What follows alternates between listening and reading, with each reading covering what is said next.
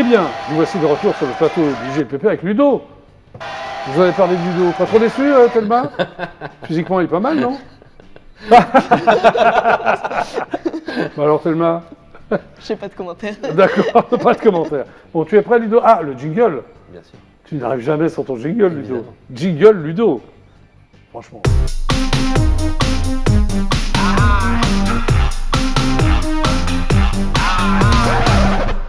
Nous allons donc démarrer avec Queen, mais en version symphonique. Oui, parce que depuis quelques années, il y a eu plusieurs spectacles autour de Queen et de l'œuvre de Freddie Mercury. Il y a d'abord eu la version officielle, si je puis dire, avec la reformation de Queen. Donc, Brian May, Roger Taylor, avec un nouveau chanteur qui s'appelle Adam Lambert. Ils ont fait plusieurs tournées mondiales. A priori, d'après les rumeurs, il devrait y avoir une nouvelle tournée en 2023 et même un nouvel album de Queen, peut-être avec Adam Lambert, oui. Mais ce n'est qu'une rumeur pour l'instant. Alors, il y aura aussi un concert du groupe Queen Extravaganza à l'Olympia les 6 et 7 mars prochains. Donc, c'est un tribute de groupe. Donc, c'est un groupe hommage, mais très officiel parce qu'il est produit par Brian May et Roger Taylor. Ah oui, voilà. officiel. Et il y a aussi la comédie musicale We Will Rock You, qui a été créée à Londres en 2002, produite par Robert De Niro, qui a connu un immense succès, qui a fait plein de salles un peu partout dans le monde. Et elle tourne depuis 20 ans, elle est même passée par Paris. Et c'est justement une partie de l'équipe de la comédie musicale qu'on va pouvoir retrouver sur la scène du Grand Rex à Paris, les 10 et 11 janvier prochains. Donc il y aura les musiciens et les 4 chanteurs du show qui reprennent les plus grands tubes de Queen, accompagnés par un orchestre symphonique, d'où le nom Queen Symphonique. Ah bah c'est pour ça que ça s'appelle Queen Symphonique. Voilà. Et on voit l'affiche. Donc c'est un show qui lui aussi parcourt le monde et qui s'arrêtera pour la première fois en France. Et on va en regarder quelques images. On y va.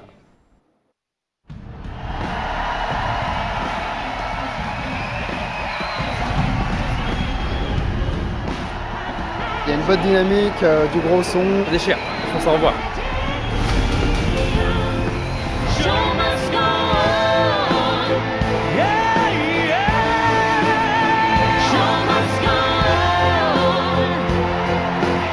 One word, timeless. It's kind of quintessential rock. I can't think of any other band that has such a rich selection of songs. It just works. I don't know. It works. It's just infectious. It will live forever.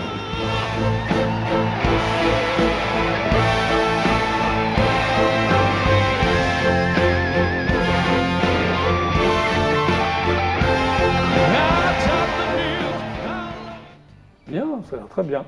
On continue? On continue. 12 ciné-concerts, c'est ça, la scène musicale? Oui, alors, je vais peut-être expliquer un peu ce qu'est un ciné-concert. J'allais te le demander, Ludo. Voilà, c'est quoi un ciné-concert? En fait, c'est un spectacle pendant lequel on projette un film. Oui. Et en fait, un orchestre est sur scène devant l'écran et joue la bande originale en direct pendant le film. Voilà, c'est un peu comme au début du cinéma, en fait, où le cinéma à l'époque où le cinéma était muet, il y avait ou un pianiste ou un orchestre qui jouait pendant la projection des films. Donc la scène musicale à Boulogne proposera plusieurs ciné-concerts prochainement. Donc je vous en ai sélectionné 2. Le premier, ce sera le 18 février avec le film Les choristes de Christophe Baratier, un immense succès de 2004 avec entre autres Gérard Jugnot et Cadmerade qui avait rassemblé 8,5 millions de spectateurs dans les salles. Et donc la bande originale avait été composée par Bruno Coulet, qui avait d'ailleurs reçu un César pour cette musique. Et elle sera jouée en direct pendant la projection par le Yellow Sox Orchestra. Il l'a dit, applaudissements pour Ludo. Au bout de 3 fois. 3. Oui, c'est bien, c'est bien. Et le chœur d'enfants de la maîtrise du conservatoire de Fontainebleau. Oui. Alors dans un autre style, le 24 mars, avec le ciné-concert du film The Batman. C'est le dernier en date, le film qui est sorti en début d'année avec Robert Pattinson dans le rôle titre. Batman très sombre, très violent, qui a cartonné, avec une bande originale composée par Michael Giacchino. Et surtout qui avait remis au goût du jour une chanson vieille de plus de 30 ans de Nirvana, Something in the Way, qui avait cartonné après sur les plateformes musicales. Je ne pense pas que la chanson de Nirvana sera rejouée en direct pendant le... On verra, c'est une surprise. Oui. Et il y a d'autres ciné-concerts qui sont prévus à la scène musicale, notamment autour du Seigneur des Anneaux et de Buster Keaton. Oui. Et en attendant, on va regarder quelques images des choristes et de Batman. Gros plan sur les choristes en ciné-concert. Le film culte fait son grand retour sur scène lors d'un ciné-concert événement. À chaque fois, c'est une redécouverte. Nous entendrons les œuvres du film, mais interprétées forcément d'une manière un peu différente. Laissez-vous emporter par la musique qui a marqué toute une génération aux côtés des 60 musiciens du Yellow Sox Orchestra.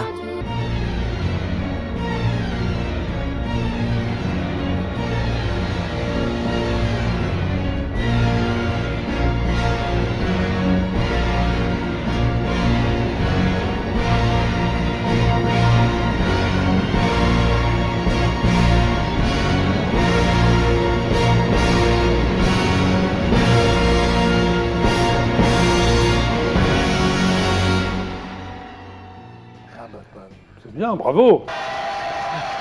On poursuit? On poursuit. Serge Gainsbourg à la Comédie Française. Ouais, dans un spectacle créé et mis en scène en 2019 par les comédiens Stéphane Varupen et Sébastien Poudroux, qui sont tous deux sociétaires de la Comédie Française. Donc, le spectacle s'appelle Les Serges, entre parenthèses, Gainsbourg, point barre. Et le spectacle est de retour jusqu'au 8 janvier prochain à la Comédie Française. Donc Les Serges, c'est une pièce musicale qui réunit 6 comédiens sur scène, dont les 2 créateurs, qui alternent les moments joués autour de la personnalité de Serge Gainsbourg et de ses multiples facettes, et bien sûr des moments chantés. Alors le spectacle a été capté au studio Ferber à Paris, les studios d'enregistrement dans lesquels Serge Gainsbourg a beaucoup travaillé, que tu as peut-être connu d'ailleurs à l'époque. Oui, je l'ai connu, je l'ai même accompagné au studio Ferber. Voilà, et donc ils ont fait une captation de ce spectacle, enfin de la partie chantée, voilà, et donc on va en voir quelques images justement. Le DVD de cette captation existe déjà, l'émission est passée sur une chaîne de télé, sur France 4 je crois. Voilà, donc, mais évidemment sur scène, c'est autre chose. Voilà. On termine par une comédie musicale improvisée, c'est-à-dire ça s'appelle New, c'est au Grand Point Virgule à Paris. C'est une véritable prouesse, c'est un gros carton qui a été créé il y a 10 ans. Alors le principe, c'est que le public invente un titre, donne un lieu, des rebondissements à l'histoire.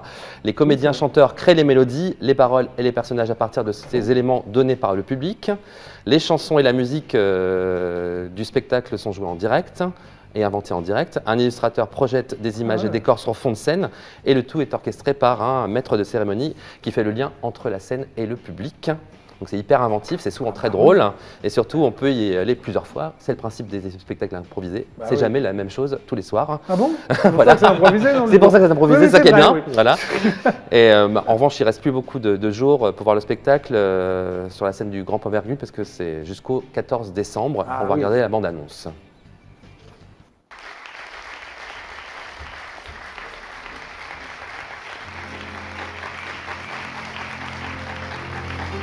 Mesdames, Mesdemoiselles, Messieurs, New, la comédie musicale improvisée. Le spectacle que nous allons créer ce soir ne sera jamais rejoué. L'histoire que nous allons écrire est unique. Les chansons, les personnages et les décors n'existent pas encore. Et c'est avec votre aide que nous allons vivre cette véritable aventure théâtrale et musicale. Pour la première fois chez Madame Mercier, nous allons passer une super soirée. Pour la première fois chez Madame Mercier, nous allons passer une super soirée. C'est mythique. Ah les enfants, vraiment. Quel bonheur. Non, ne chahute pas, Jonathan. Tu chahutes. On a dit qu'on ne chahutait pas. Allez, lève-toi. Maintenant. On devait se mettre. Allez. Bien, bravo Ludo. Bon, on se retrouve jeudi alors, c'est ça? Oui, jeudi. Alors c'est quoi le top des singles des années 88? Non, c'est le top des ventes de vinyle pour cette semaine. Top de cette, voilà, de maintenant, de 2022, les ventes de la semaine dernière. Bravo Ludo, jeudi à jeudi, à jeudi, jingle plutôt, jingle plutôt. Je vais y arriver.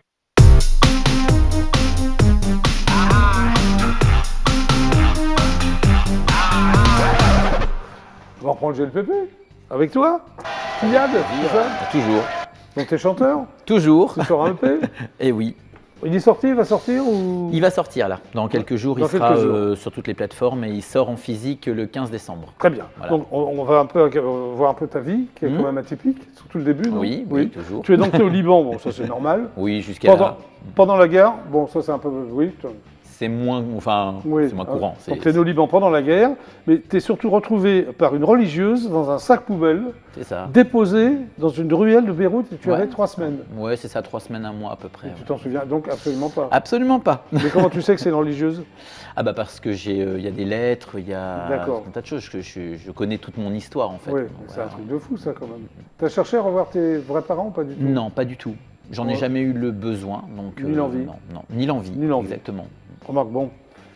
Ouais. J'ai eu suffisamment d'amour par ma famille adoptive, on va dire. D'accord. Voilà. Donc à 3 semaines, tu arrives en France. Oui, c'est ça. Comment tu es arrivé en France? Bah, par avion. Par avion, par avion, par une association en fait. Oui, c'est ça. Parce qu'à 3 semaines, tu ne peux pas y arriver tout seul. C'est par une association. Et puis, puis mes parents avaient déjà adopté une petite fille il y a 6 ans avant. Et ensuite, ils m'ont adopté moi. Voilà, tu as été adopté par une famille tourangelle. Tout à fait. Près de Tours, alors Tourangelle, Tours. Ah bah Tours même. À Tours même, très bien. Alors dès 5 ans, tu as une passion pour la musique, c'est-à-dire?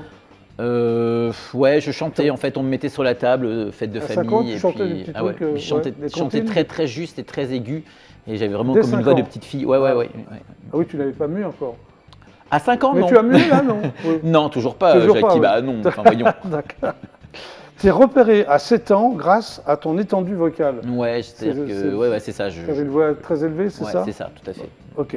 Tu chantes dans une chorale, c'est ça hein? Mais tu avais envie de chanter dans une chorale ou c'était tes parents? Non, c'était dans l'école où j'étais. C'était une école qui était à l'époque très religieuse, catholique, musicale. Et en fait, voilà, il y avait une chorale et je faisais partie de la chorale. Quoi. Ok. Et tu apprends le saxophone à 7 ans? C'est ça. Pourquoi tu avais envie à 7 ans Mes parents voulaient que je fasse d'un instrument, j'ai échappé à l'accordéon. Ouais. Mais non, c'est mieux, on marque ta raison. Voilà, j'ai fait 10 ans de saxophone, ouais. Ok. À 18 ans, tu remportes un concours, ça va être un concours de chant. C'est ça, tout à fait. Ouais. Ok. Et en 2003, tu formes un trio gospel. Ouais, c'est ça. J'ai commencé ma carrière de chanteur avec un album qui était sorti. Ouais, tout à fait. Vous étiez combien? On était 3. Est-ce que c'est un trio? Ouais, un trio gospel. Excellente réponse. Exactement. Après, tu écris ton premier album solo. Oui, alors j'ai fait des premiers titres. Au départ, j'ai fait des titres, ouais, voilà. Tout à fait. Tu fais des rencontres artistiques intéressantes, lesquelles par exemple? La première rencontre artistique que j'ai faite, la plus intéressante, ça a été Hélène Ségara. Tu t'es retrouvé sur scène avec elle au Zénith? Voilà, au Zénith, ouais, tout à fait, à Orléans. J'ai chanté Vivo Perleil, en fait. Ouais, c'est sympa. Comment tu l'as rencontré? On s'est rencontrés lors d'un concours qu'elle avait organisé, en fait, et puis voilà. Ok. Et en 2009, tu rencontres Yves Gilbert. Tout à fait. Entre autres compositeur de Serge Lama, il n'a pas fait que ça. Non, il n'a pas fait que ça, non. Il a surtout fait ça, et il te propose une collaboration. C'est ça, tout à fait. Alors comment tu l'as rencontré, Gilbert? On s'est rencontrés à l'île de Ré au hasard d'un piano-bar et voilà, ça a collé. Et ça a collé. Et tu coécris avec Serge Lama quelques titres? C'est ça, tout à fait, avec Serge Lama, avec Sophie Brachet qui est une auteure aussi, et on a fait… Et Serge Lama te surnomme la talentueuse créature libanaise. Oui, il était venu me voir en spectacle, et effectivement, la créature talentueuse libanaise, effectivement. Bon, écoute, grâce, mais c'est pas terminé, grâce à ta tessiture vocale de 4 octaves. Tu as donc 4 octaves dans ta tessiture vocale? Ouais, dans les jours où je suis très en forme. Aujourd'hui, par exemple, tu les as pas? Aujourd'hui, je pense que je suis plus à 3,5. D'accord. Tu sors aussi un premier opus qui s'appelle Le Libanais. C'est ça. Oui. Est-ce que tu es retourné au Liban depuis l'âge de 3 semaines? Non, du tout. Tu n'en as pas l'envie ni le besoin? Non plus. Pour voir tes racines? Pour le moment. J'y retournerai peut-être un jour, mais pour le moment, non. C'est pas prévu. Mais si tu écris une chose qui s'appelle Le Libanais, c'est que ça te… Oui, c'est surtout Serge Lama qui m'a emmené, et puis Yves Gilbert qui m'ont emmené dans la direction de monter, de sortir des titres et de monter un spectacle autour de ça. Il y a une chanson qui s'appelle Le Libanais et Monsieur Yves. C'est ça. Enfin, c'est un spectacle. Le Libanais et Monsieur Yves, c'est un spectacle qu'on a joué au Théâtre du Gymnase avec Yves Gilbert. D'accord, ok. Et tu l'as joué longtemps? 4 mois. 4 mois, c'est bien. Après, tu t'occupes de La Mama de Charles Aznavour, c'est ça? Oui, je reprends La Mama avec un chanteur qui s'appelle Romain Barbosa. On reprend La Mama de Charles Aznavour. Tu l'as fait écouter? Tu l'as rencontré, Charles? Oui. Enfin, il l'a entendu, il avait même repartagé sur son Facebook. Ah, c'est sympa. Tout à fait. Et puis Libertine, reprise de Libertine de Mylène Farmer. Oui, parce qu'à l'époque d'Yves Gilbert, j'ai travaillé avec Jean-Claude Dequéan, qui est le compositeur de Libertine et le co-arrangeur du premier album de Mylène Farmer, Cendre de Lune. Et du coup, on a continué à travailler jusqu'à aujourd'hui encore avec Jean-Claude Dequéan. Et donc, j'ai repris Libertine. Après, tu rencontres Magali Vaé, qui va devenir une amie, vraie amie, non, je suppose? Ah oui, tout à fait, ça fait 13 ans. Tu fais un single en hommage à ton père, qui s'appelle Parler à mon père, mais ton père adoptif. Oui, oui, tout à fait. Ouais, c'est parce que j'avais envie de reprendre cette chanson et puis c'est une chanson qui me touchait, Parler à mon père, j'avais envie de la reprendre. Quoi. Tu fais une tournée aussi du Camping Paradis, c'est quoi ça, les tournées Camping Paradis? Alors en fait, l'émission Camping Paradis, enfin il y a une chaîne qui a été montée en fait, hein, qui regroupe 70 campings à peu près. Oui. Et il y a une tournée qui s'appelle Le Paradis des Stars avec une trentaine d'artistes qui tournent partout en France. Et avec Magali, voilà, on fait partie de cette tournée et on fait la tournée l'été de tous les campings Paradis, voilà, où on propose un spectacle d'1h30 à peu près. Alors tu dis, deux points ouvrez les guillemets, je suis passé chez Drucker et dans le métro, à plus rien. Oui, ça a été. Qu'est-ce qui s'est passé? Parce que quand on a fait le Libanais Monsieur Yves, le spectacle a duré 4 mois et puis au bout de 4 mois, la production a décidé d'arrêter. Et puis je suis passé effectivement de ma photo dans le métro, de Michel Drucker, on avait fait la promo chez Vivement Dimanche, à plus rien. Et dans ces cas-là, comme beaucoup d'artistes, hein, c'est la vie d'artiste aussi, faut rebondir parce que. Tu as rebondi? Ah bah oui. Mais tout va bien, le nouvel EP. Ouais. Alors ça s'appelle le EP s'appelle Un jour parfait. Et le titre qu'on va regarder s'appelle Un jour parfait. Tout à fait, exactement. C'est le titre. Un jour parfait pour toi? Un jour parfait, il n'y a pas réellement de jour parfait, mais la chanson, ça serait plus, c'est un jour parfait pour faire le bien autour de soi, c'est-à-dire que je pense qu'on a besoin aujourd'hui, et je rejoins un petit peu ce que disait tout à l'heure Thelma, on a une espèce de narcissisme où on rentre dans quelque chose de très individualisme, etc. Et on a besoin justement de s'aider, de donner de l'amour, et l'EP, c'est un EP assez sociétal qui touche le sujet de la guerre, qui touche le sujet de la famille, de l'amour, de la religion aussi. Tu fais une reprise aussi de SES d'Intérieur en détresse? Oui, tout à fait. Sur le EP? Sur l'EP. Là, tu es venu avec un clip qui s'appelle quand même Un jour parfait. Un jour parfait. Donc on va le regarder. Eh bien, avec plaisir. Et on y va.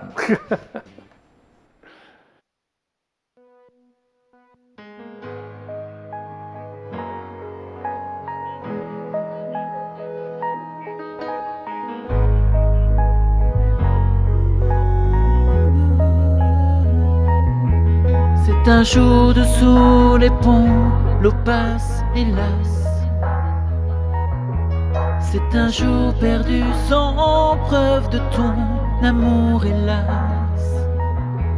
C'est un jour sans but, les gens s'en vont, parfois sans rien.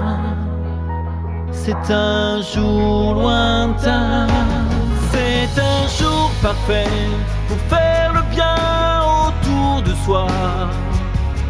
C'est un jour qu'il fait bon de chanter comme autrefois. C'est un jour béni des dieux, la chance, tourner, sourire. Chaque jour est fait pour mieux un jour aimer la vie. C'est un jour parfait pour faire le bien autour de soi. C'est un jour qu'il fait bon de chanter comme autrefois. C'est un jour béni des dieux, la chance, tourner, sourire. Chaque jour est fait pour mieux un jour aimer la vie. Que faire aujourd'hui?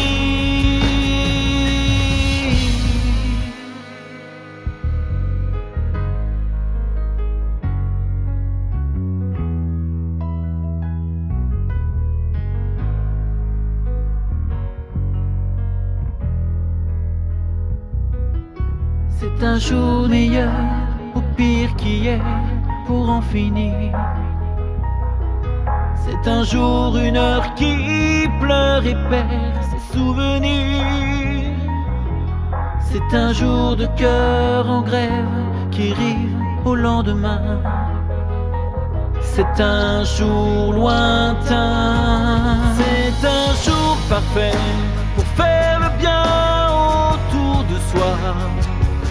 C'est un jour qui fait bon de chanter comme autrefois. C'est un jour béni des dieux, la chance, tourner, sourire. Chaque jour est fait pour mieux un jour aimer la vie. C'est un jour parfait pour faire le bien autour de soi. C'est un jour qu'il fait bon de chanter comme autrefois. C'est un jour béni des dieux, la chance tourne et sourit. Chaque jour est fait pour mieux un jour aimer la vie. Que faire aujourd'hui?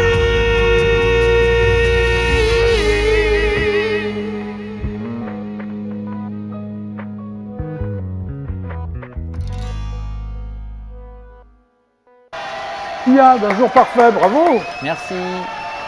Bon le GLPP c'est terminé pour aujourd'hui. Merci à tous les deux de passer par l'émission. Donc Tia, merci Jackie. Alors le single sort alors à non, 19h30. le clip sort à 19h30 sur YouTube et le single va arriver là dans les jours à venir sur les plateformes. Donc dans une heure on peut le regarder sur YouTube. Dans une heure on peut le regarder, voilà exactement. Merci de m'avoir accordé de l'exclusivité alors. Ah bah avec plaisir. À bientôt Tia. Avec plaisir. Thelma, donc toi c'est Amour haut. C'est où? Au théâtre Darius Milhaud. Oui, à quelle heure? Tous les jeudis à 19h. Très bien, merci d'être passé par le GLPP. Merci de nous avoir regardés. C'était donc le GLPP. On se retrouve demain à 17h30. Mais ça va être hyper précis. À demain. Super ciao, c'était donc le GLPP. Et restez avec nous sur EDF1. Au revoir. Au revoir.